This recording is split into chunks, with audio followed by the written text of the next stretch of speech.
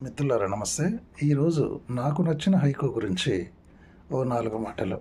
Haiku: ఈ నేల మీద వాగునయ్యాక దేన్నీ అంటకుండా ఎలా ప్రవహించాలి?